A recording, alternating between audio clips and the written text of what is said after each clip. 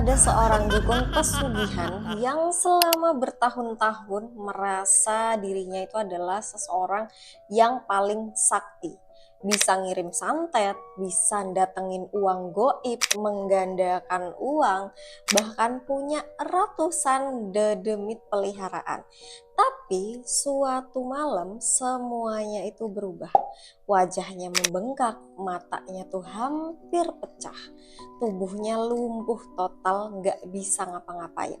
Dan yang paling menyeramkan, semua makhluk goib peliharaannya dia malah pergi ninggalin dia.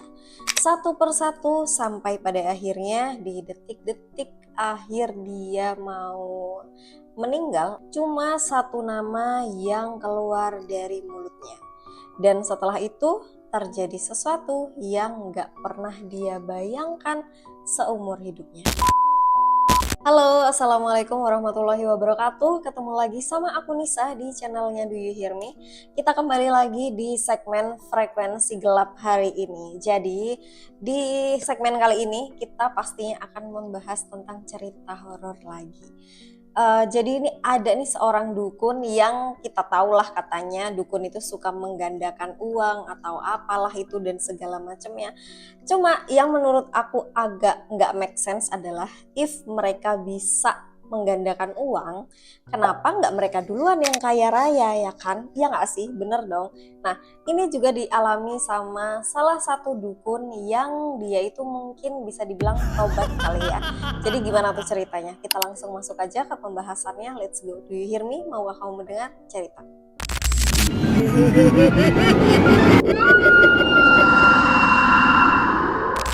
Oke, jadi cerita ini dialami sama seseorang dukun sakti yang kita panggil aja namanya adalah Ki Jatmiko. Jadi Ki Jatmiko itu dulunya dikenal sebagai seorang yang bisa membantu apa aja lah ya kan. Mulai dia itu dari penglaris bisa, santet bisa, sampai pesugihan uang goib itu juga bisa. Menggandakan uang juga bisa ya kan. Rumahnya itu hampir enggak pernah sepi teman-teman. Jadi rumahnya tuh pasti selalu rame si dukun si Ki Jatmiko ini. Nah orang-orang itu tuh datang silih bergantilah, mereka datang pergi pokoknya tuh apa ya, rame banget gitu loh rumahnya si Ki Jatmiko ini. Jadi mereka itu apa ya, kayak datang untuk membawa harapan lah ya kan, bawa uang mahar, lalu mereka itu pulang dengan keyakinan kalau hidup mereka itu akan berubah gitu setelah memakai bantuan dari Ki Jatmiko ini. Selama bertahun-tahun lamanya ya kan, Ki Jatmiko itu tuh hidup dengan dunia hitam yang dia geluti selama berpuluh-puluh tahun. Dia itu hafal berbagai macam mantra, mulai dari mantra apa A sampai Z dia tuh hafal semuanya. Hafal juga cara memanggil makhluk goib itu gimana. Jadi udah bener-bener hatam banget lah ini Ki Jatmiko ini gitu kan. Bahkan udah kebiasa mengirim dedemit atau ngirim setan ke klien-klien yang memang dibutuhkan. Kalau misalnya kayak aku mau si A ini begini, aku mau si B ini hancur apa dan segala macam. Nah itu dia kirim lah itu setan-setan gitu kan, yang seperti kita tahu lah gitu. Sampai pada akhirnya ada nih satu kejadian yang benar-benar mengubah hidupnya dari Ki Jatmiko. Kira-kira kenapa tuh? Jadi hari itu suasana rumah dari Ki Jatmiko itu tuh cukup rame kayak biasalah ya kan. Salah satu kliennya itu tuh datang dengan wajah sumringah. Seorang lelaki itu berkali-kali mengucapkan terima kasih, terima kasih, terima kasih gitu. Karena baru aja menerima kiriman uang goib yang jumlahnya tuh hampir kurang lebih 100 juta rupiah. Mungkin di kala itu 100 juta tuh udah gede banget, apalagi sekarang pun juga masih gede gitu ya kan. Uang itu didapat setelah ritual dari pesugihan yang dilakukan Ki Jatmiko selama kurang lebih sekitar 1 bulan. penuh dan itu akhirnya berhasil. Jadi kayak, Ki, makasih banget Ki, makasih banget Ki. Jadi kayak di si laki-laki ini tuh sangat-sangat berterima kasih sekali sama si Ki Jatmiko ini gitu kan. Tapi sebenarnya Ki Jatmiko tuh tahu betul gimana cara kerja pesugihan itu. Ya tahu lah ya kan. Gak ada uang yang benar-benar muncul dari alam goib gitu kan. Biasanya kalau kita minta uang gitu kan, pesawat aku minta uang gitu ya kan. Nah itu tuh nggak akan tuh muncul kayak gitu. Itu tuh ya kalau kau mau kaya ya kau kerja, jangan kau cari pesugihan ya kan. Nah nggak ada penggandaan uang seperti yang dipercaya sama orang-orang. Benar kan kataku tadi. Kalau misalnya nih, coba ya di make sense, dinalar pakai logika. Kalau misalnya orang itu bisa ngegandain uang, contohnya aku deh, kalau aku bisa ngegandain uang ya aku akan memperkaya diriku sendiri gitu loh. Kayak bahkan katanya kan banyak banget tuh kasus menggandakan uang, tapi pada akhirnya kenapa dukunnya itu malah hidupnya biasa-biasa aja gitu kan. Kalau misalnya dia bisa ngegandain uang ya seharusnya kenapa aja dia nggak kaya-kaya gitu loh. Ya itu kan udah pasti salah gitu loh. Dan banyak orang yang bahkan mungkin sampai sekarang masih percaya sama hal-hal yang kayak gitu. Makanya coba dinalar, ininya dipakai ya teman-teman, tolong. Aku agak greget deh. Oke, jadi kita langsung lanjut aja ke ceritanya.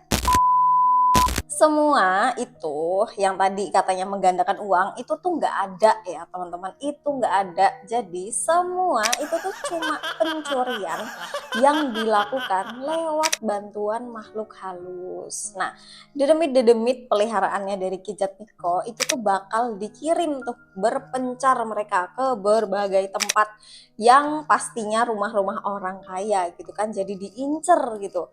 Terus mereka itu bakal ngambil uang milik mereka itu sedikit demi sedikit yang gak kelihatan lah gitu kan. Setelah berhasil, uang itu akan dipindahkan kepada si klien yang sudah membayar mahal dari kayak uang mahar lah jatuhnya, yang memang sudah cukup mahal dia bayarnya gitu.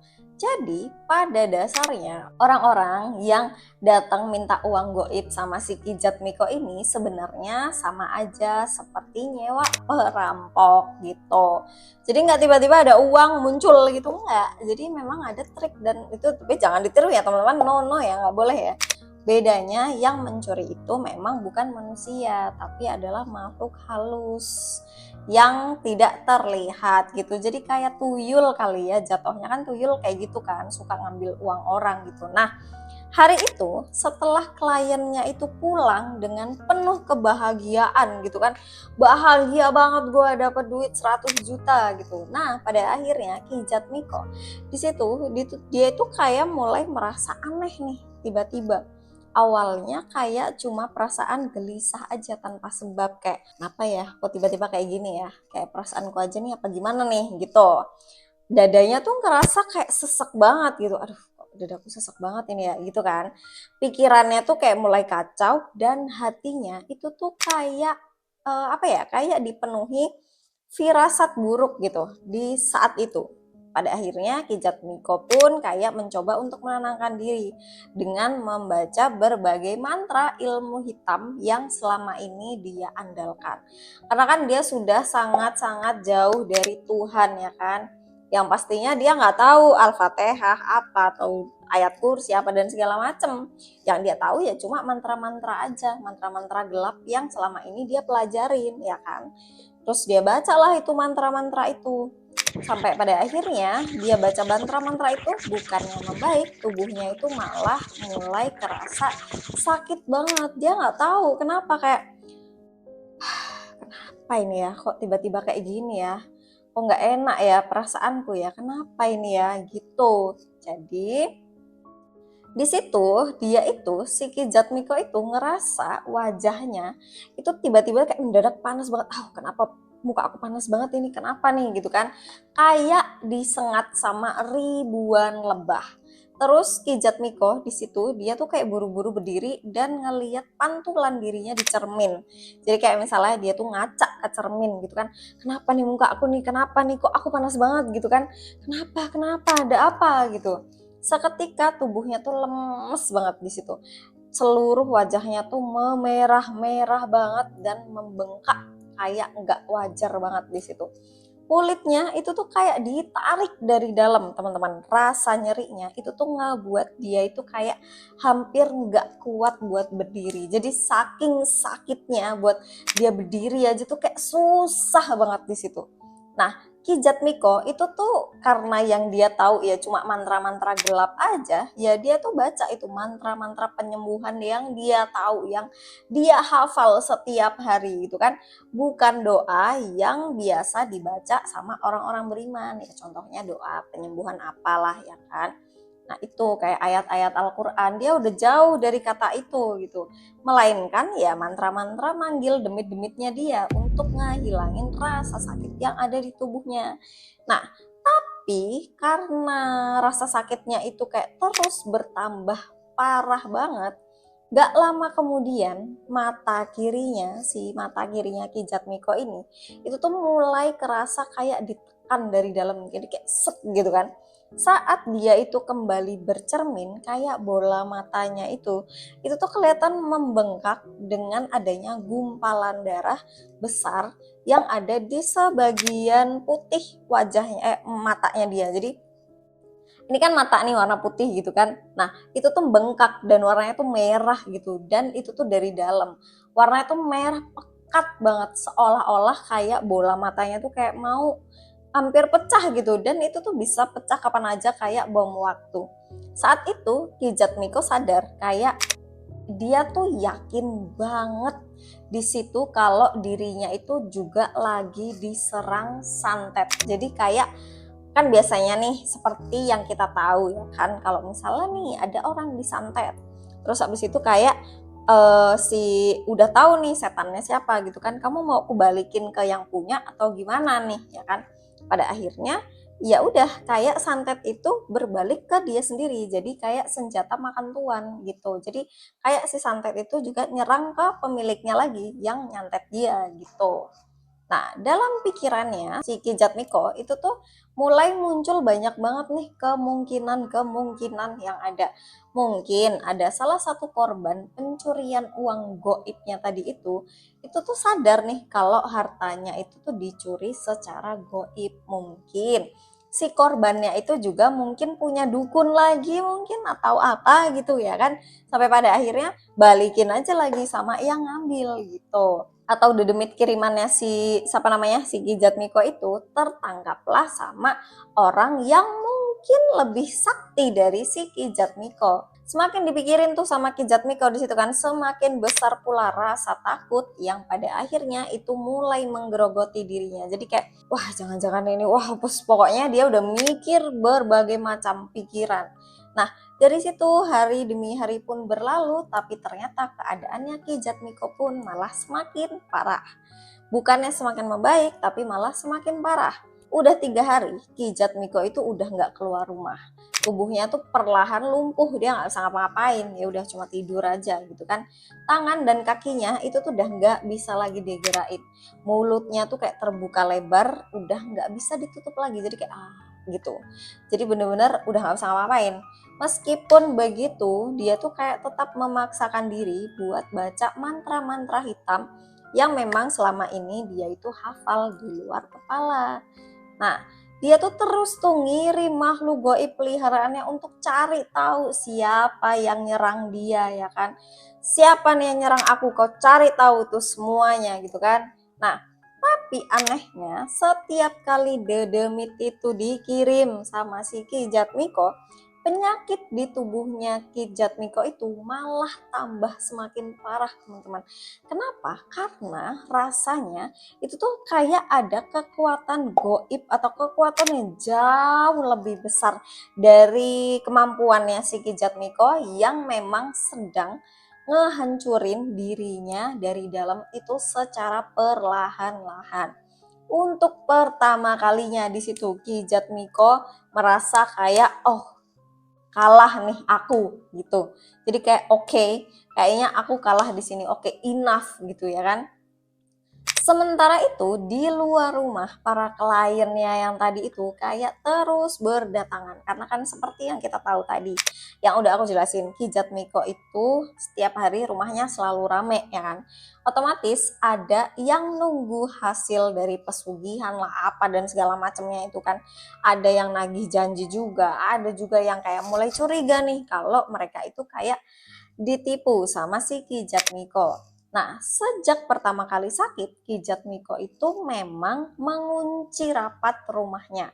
Gak ada satu orang pun yang bisa masuk di rumahnya itu. FYI, Kijat Miko itu dia tinggal sendiri, jadi nggak ada keluarganya sama sekali. Jadi kayak ya udah dia cuma sendirian aja di situ kan. Nah, pada akhirnya di hari ketujuh puncak penderitaannya itu pun terjadi. Tubuhnya itu benar-benar udah nggak bisa digerakin sama sekali.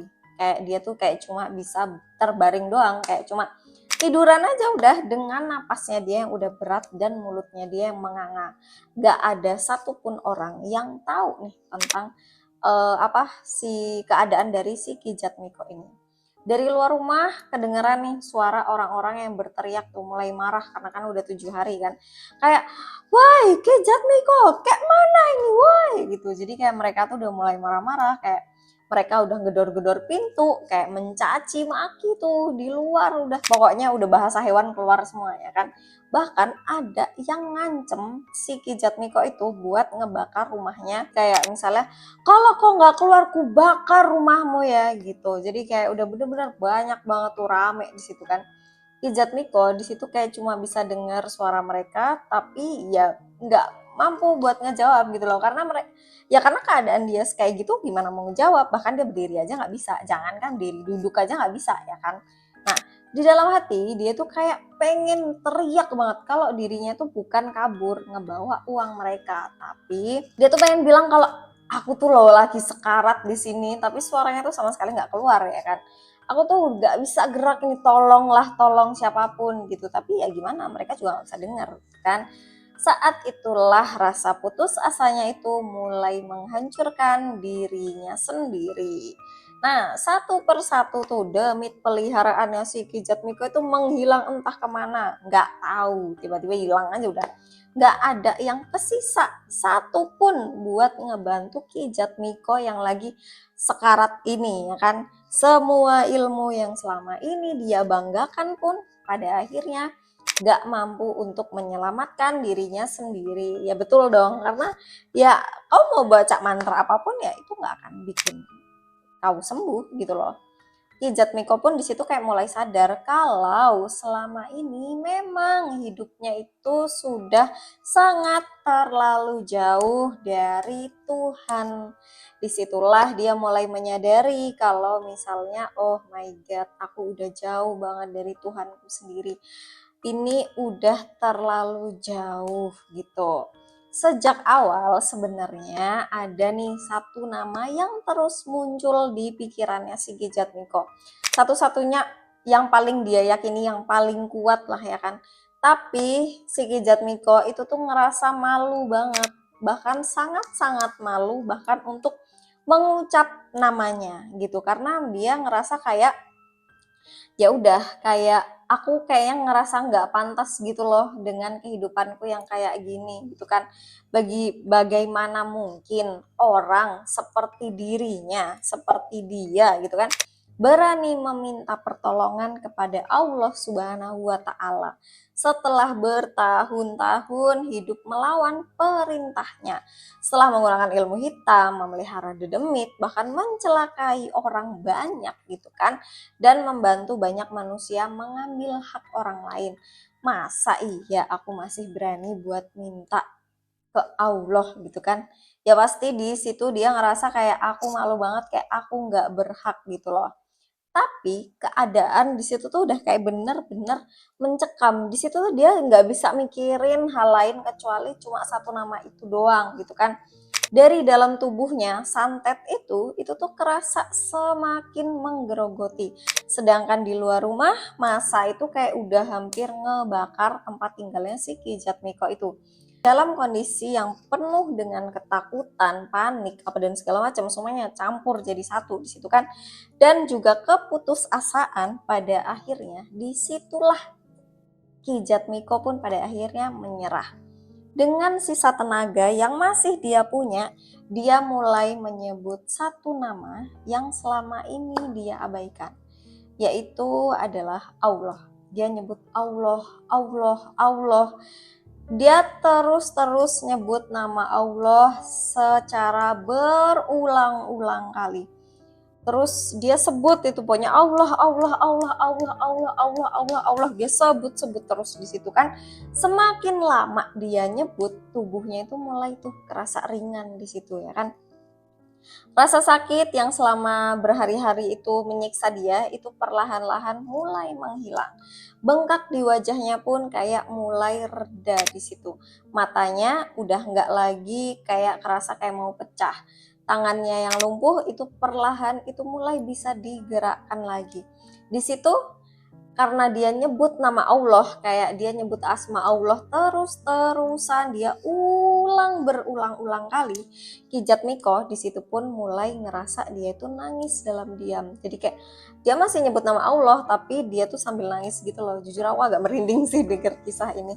Oke, dan untuk pertama kalinya setelah sekian lama, disitulah Ki Jatmiko itu benar-benar merasa ditolong.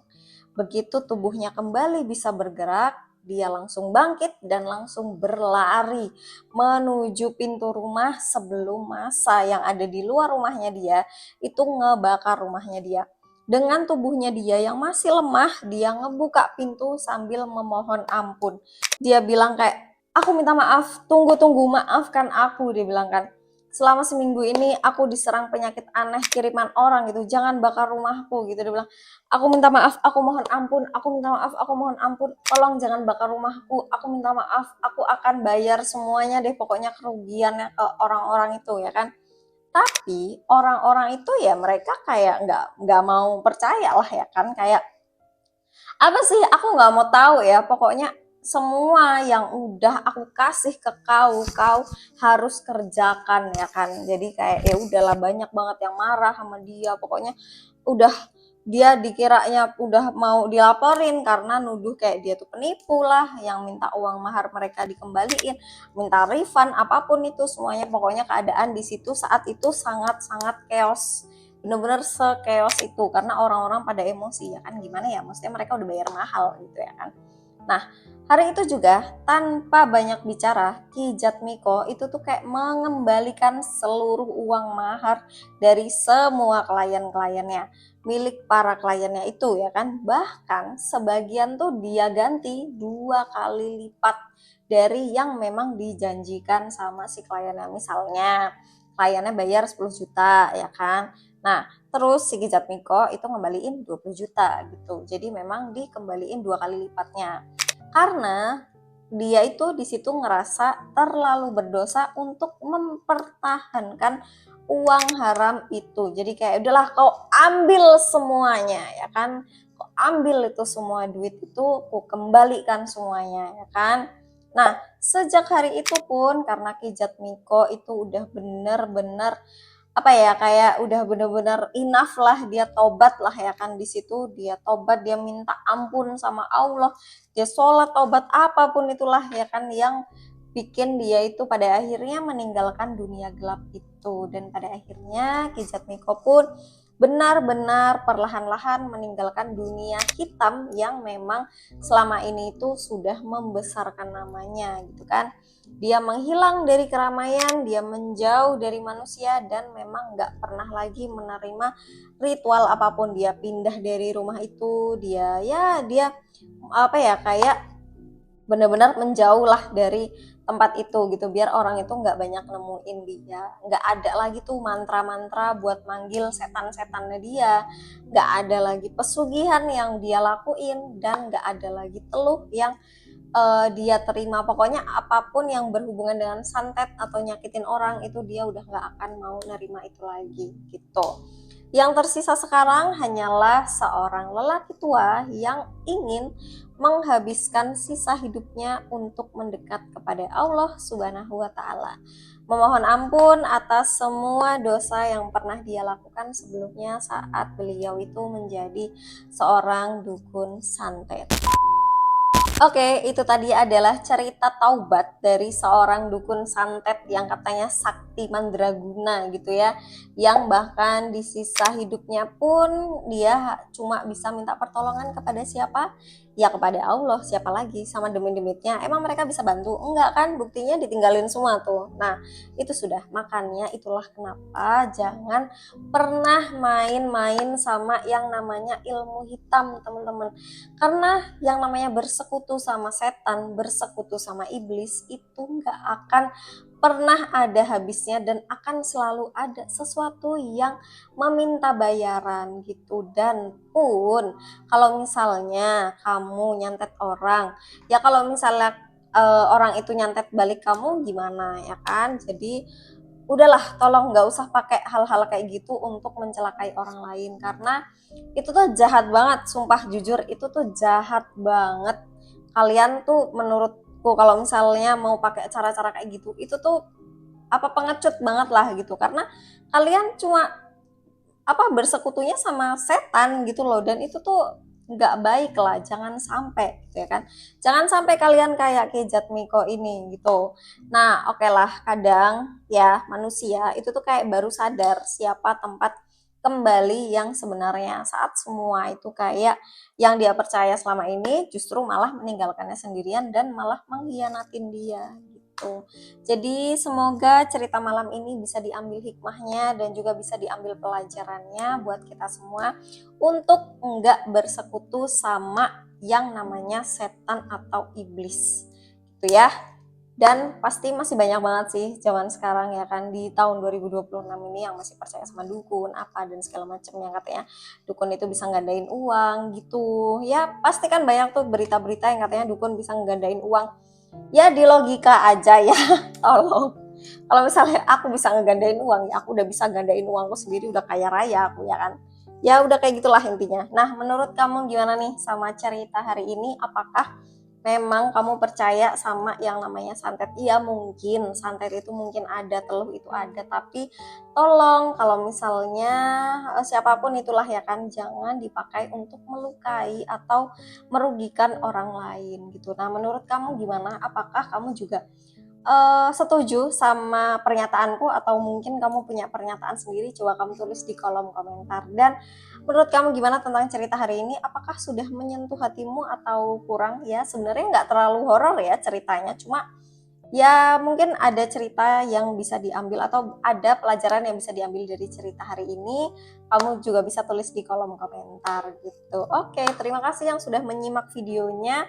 Kita kembali lagi di malam-malam selanjutnya pastinya dengan cerita-cerita horor yang lain gitu. Nah, kalau kamu nggak mau ketinggalan, jangan lupa subscribe dan nyalain loncengnya, dan kamu juga bisa